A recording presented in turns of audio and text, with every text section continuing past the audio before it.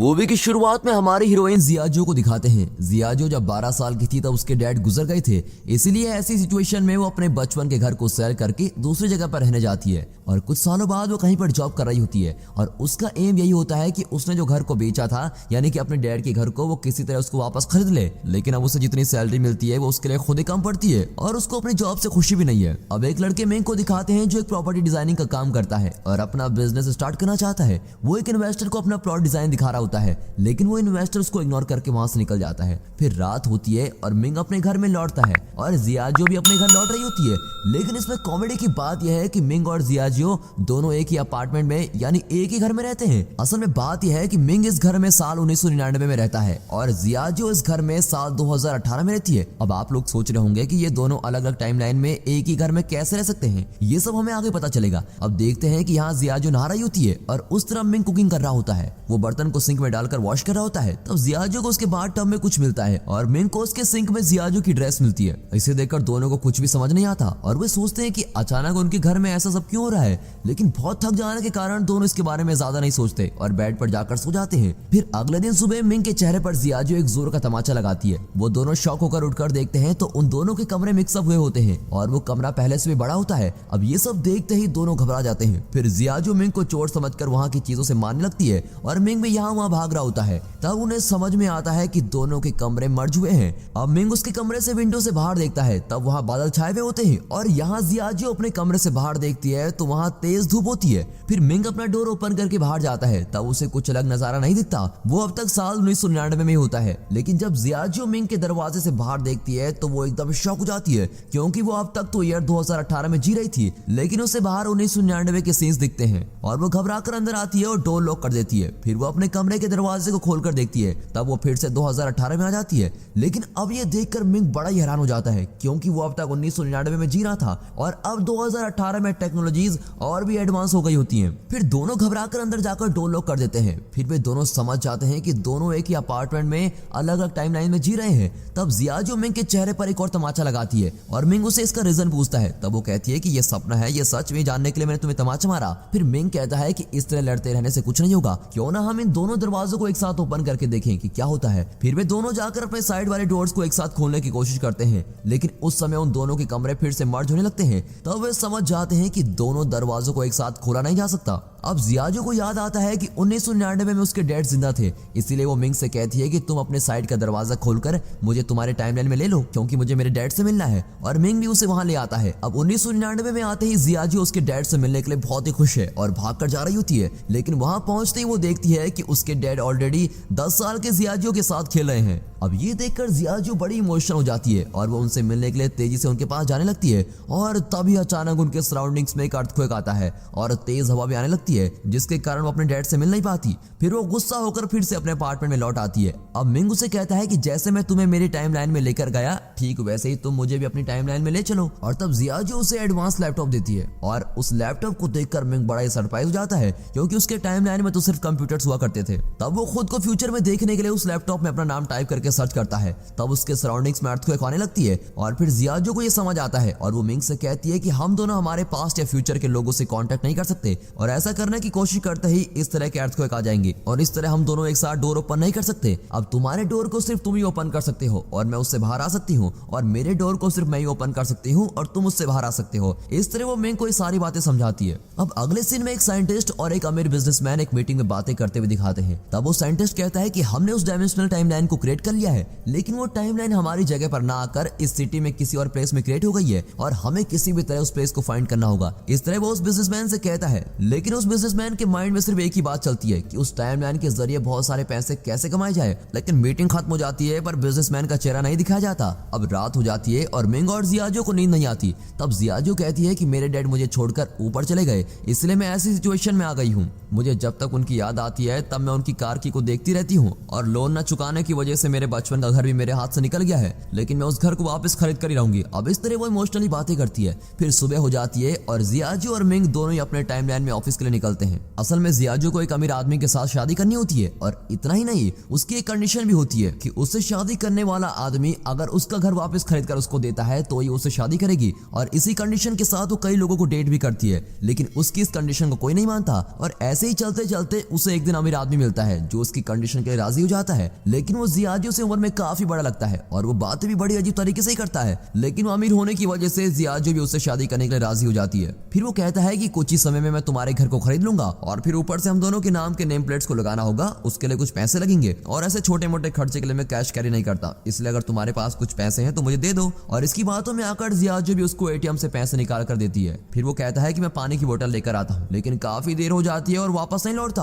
और तब जियाजियो को पता लगता है कि वो असल में एक चोर था और वो उसके पैसे भी लेकर चला गया। इससे जियाजियो बहुत ही अपसेट होती है और पुलिस आकर इन्वेस्टिगेट करने तक वो बैंक के बाहर ही बैठी रहती है। यहाँ मिंग अपने ऑफिस के रेस्ट रूम के अंदर बैठकर ड्रिंक्स ले रहा होता है। तब उस रेस्ट रूम में उस कंपनी का ओनर, उसका मैनेजर जूनी और उसके साथ और एक एम्प्लॉइज, ऐसे 3 लोग आते हैं। तब उनसे ओनर कहता है कि हमें आगे चलकर और भी बिजनेस करना है और इसके लिए मेरे पास बहुत सारे आइडियाज हैं, और ये कहकर चला जाता है। और उसके जाते ही जूनी उस एम्प्लॉय से कहता है कि उस ओनर को धोखा देकर हमें उसके सारे पैसे लेने होंगे और फिर हम उसे बैंक में फंसा देंगे, और इस तरह उस एम्प्लॉय को अपना प्लान बता देता है। तब बाथरूम में दिखाते हैं जहाँ मिंग कुछ गिरा देता है और उसकी आवाज सुनकर जूनी समझ लेता है कि किसी ने उनका प्लान सुन लिया है। फिर वो बाथरूम के पास जाकर झुककर देखता है और मिंग के पैर को पकड़कर खींच लेता है और उसको बाहर निकालता है। फिर मिंग को देखते ही वो कहता है, अच्छा तुम्हें कोई बिजनेस स्टार्ट करने के लिए पैसों की जरूरत थी ना, उसके लिए मैं तुम्हें बैंक से लोन अरेंज करवा कर देता हूँ, लेकिन तुम मेरी कही हुई बातों को किसी और से नहीं कहोगे। तब मिंग भी कहता है ठीक है, मैं सोचकर बताता हूँ। फिर थोड़ी देर बाद जूनी मिंग को अपने कैबिन में बुलाकर कहता है कि मैं तुम्हें क्यों लोन अरेंज करके दूं, तुमने तो सिर्फ मेरी बात सुनी है लेकिन तुम्हारे पास उसका कोई प्रूफ तो नहीं है, और अब तो मैंने तुम्हें नौकरी से भी निकाल दिया है तो तुम अब घर जा सकते हो। इस पर मिंग उससे कई बार रिक्वेस्ट करता है और कहता है मैं इस बात को किसी और से शेयर नहीं करूंगा और प्लीज मुझे नौकरी से मत निकालिए,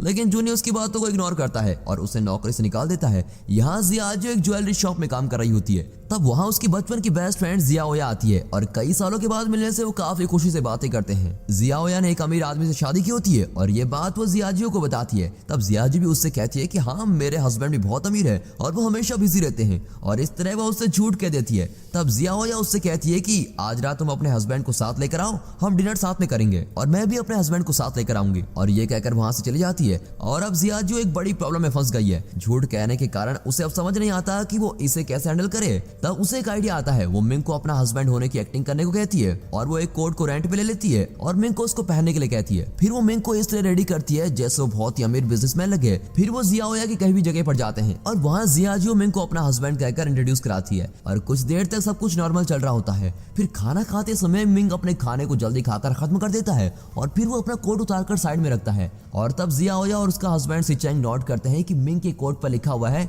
यहाँ कपड़े रेंट पर दिए जाते हैं। लेकिन ये पता ना होकर मिंग मुझसे कहता है कि मेरी एक बहुत ही बड़ी कंपनी है और इस तरह की झूठी कहानियां उन दोनों को बताता है, और ये सब सुनकर वो दोनों को हंसी आती है। और इतना नहीं, जियाजियो उन्हें अपनी एक और फेक डायमंड रिंग को दिखाकर कहती है ये करोड़ों रुपयों की डायमंड है, और तब वो फेक डायमंड उस रिंग से निकलकर आग के पास जाकर गिरता है और वो पूरी तरह से मेल्ट हो जाता है। अब ये सब देखकर जियाओया और सिचेंग हंसने लगते हैं और इससे जियाजियो बहुत ही शर्मिंदा होती है और फिर घर लौट जाती है और इस बात को सोचकर मिंग के सामने रोती है। तब टीवी में कोई लॉटरी टिकट का शो चल रहा होता है और उस शो को देखते ही वो लॉटरी टिकट खरीदकर अमीर बनने के सपने देखते हैं और वे असल में कौन सा लॉटरी नंबर जीतेगा इसका पता लगाते हैं। और फिर अगले दिन ही मिंग के टाइमलाइन में यानी 1999 में जाकर तुरंत उस नंबर वाली लॉटरी टिकट को खरीद लेते हैं। अब क्योंकि दोनों को पता चल गया है कि उनकी लॉटरी ही विन करेगी, इसलिए वे दोनों खूब मजे करते हैं। अब इस दौरान जियाजियो मिंग को अपने टाइमलाइन में ले लेती है और दोनों बहुत ही एंजॉय करते हैं और बाहर में जाकर ड्रिंक्स करते हैं। तब उस रेस्टोरेंट का स्टाफ उनसे आकर ड्रिंक्स के पैसे मांगता है। तब जियाजियो कहती है मेरे सारे पैसे खत्म हो गए हैं, इसलिए तुम मेरा पर्स रख लो,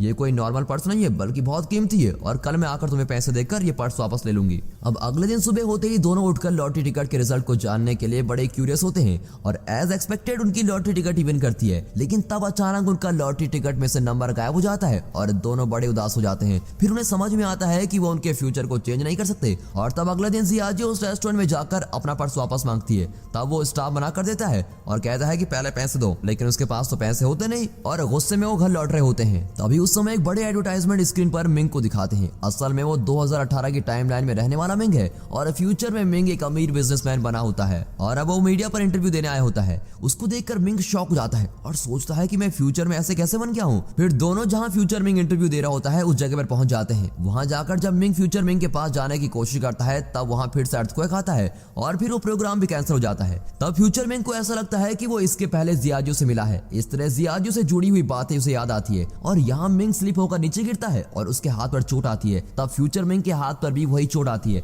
और इससे ये पता चलता है कि मिंग जो भी करता है वो उस फ्यूचर मिंग को भी अफेक्ट करेगा। और पहले की मीटिंग सीन में जिस बिजनेसमैन को दिखाया गया था वो कोई और नहीं बल्कि फ्यूचर मिंग ही है और उसके साथ जो साइंटिस्ट बातें कर रहा था वो जूनी है, जिसने 1999 में मिंग को नौकरी से निकाल दिया था। अब जूनी फ्यूचर मिंग से कहता है कि 1999 का मिंग अपने टाइमलाइन में ना होकर जियाजो के टाइमलाइन में आ रहा है और इसीलिए आपको ऐसी मेमोरीज भी आती रहेंगी और ये सब बातें आप पर भारी पड़ सकती है। यहाँ अगले दिन मिंग अपने ऑफिस में जाकर जूनी से मिलता है और कहता है आप क्या मुझे नौकरी से निकालेंगे, लीजिए मैं खुद ही नौकरी छोड़ रहा हूँ और ये कहकर रिजाइनेशन लेटर देकर चला जाता है। और यहाँ फ्यूचर मिंग जियाजो की ज्वेलरी शॉप में आकर उसे डेटिंग पर अपने कार में लेके जाता है, लेकिन वो जितनी खुश उस 1999 वाले मिंग के साथ थी उतनी खुशी उसे इस फ्यूचर मिंग के साथ रहने पर नहीं मिलती। अब फ्यूचर मिंग उसे एक कॉस्टली रेस्टोरेंट में लेकर जाता है लेकिन फिर भी जियाजो कुछ मिस कर रही होती है। डिनर करते समय फ्यूचर मिंग उससे कहता है कि मुझे पता है कि तुम 1999 वाले मिंग के साथ रह रही हो, लेकिन अब तुम मेरे पास्ट के साथ मत रहो क्योंकि इससे मेरा फ्यूचर अफेक्ट हो सकता है। मैं किसी गोल के साथ आगे बढ़ रहा हूँ लेकिन उसमें तुम्हारी वजह से कोई प्रॉब्लम आ सकती है और तुम्हारे बचपन के घर को मैं तुमको वापस खरीद कर दे दूंगा,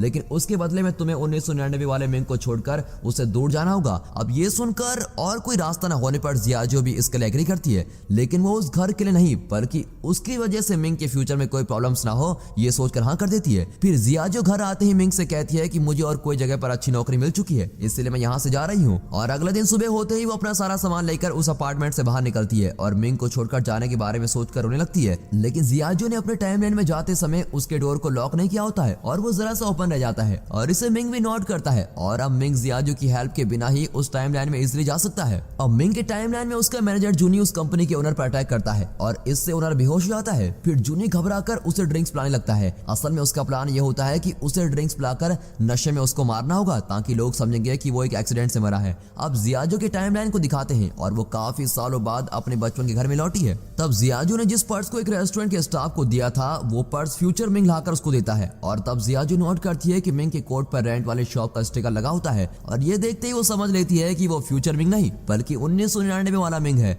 और फिर वो दोनों किस करने लगते हैं और जियाजो उससे कहती है कि हमारा सेपरेट होना ही तुम्हारे फ्यूचर के लिए अच्छा होगा, इसलिए आगे से तुम कभी मुझसे मिलने की बात मत करना और उसको ऐसा कहकर भेज देती है। फिर दोनों ही रोने लगते हैं और मिंग सैड होकर अपने अपार्टमेंट में लौटता है और तब उसे जूनी कॉल करके अर्जेंटली एक ब्रिज पर पहुंचने के लिए कहता है। मिंग को कुछ समझ में नहीं आता कि नौकरी छोड़ देने के बाद भी जूनी उसको क्यों बुला रहा है। असल में जूनी ने मिंग को इसलिए बुलाया होता है क्योंकि उसे ओनर को मारने के लिए उसकी हेल्प की जरूरत थी। वो उसे कहता है कि हम इसे अब मार देंगे लेकिन ये एक एक्सीडेंट लगना चाहिए, लेकिन मिंग को ऐसा नहीं करना होता है और वो जूनी को लाख समझाता है कि ऐसा मत करो, ऐसा करना गलत है, लेकिन जूनी उसकी बातों को इग्नोर कर देता है। और तब मिंग कुछ बातें रियलाइज करता है कि 1999 में फ्यूचर मिंग और जूनी ने मिलकर उस ओनर को मार दिया था और इसी वजह से मिंग को मैनेजर की पोस्ट मिली थी और इस तरह से वो इतना अमीर बन गया था। ये सारी बातें मिंग समझ लेता है और तब मिंग उस कार की कीचेन को नोटिस करता है और ये वही चेन है जिसे देखकर जियाजो अपने डैड को याद करती है, यानी वो ओनर ही जियाजो के डैड है। अब ये समझते ही मिंग सोचता है कि मैंने जो मिस्टेक की थी उसे मैं ही ठीक करूंगा।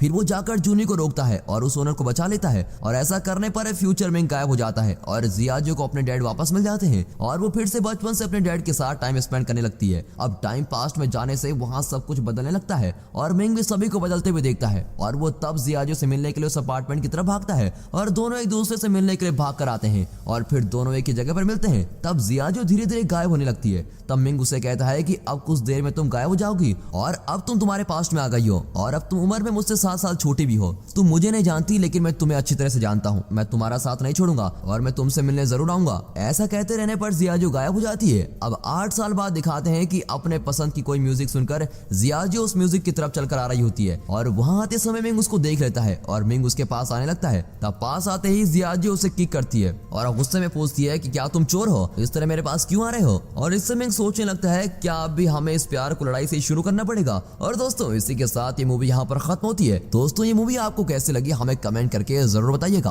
और अगर वीडियो पसंद आ गई हो तो वीडियो को एक लाइक और चैनल को सब्सक्राइब अभी कर दें। And finally thanks for watching.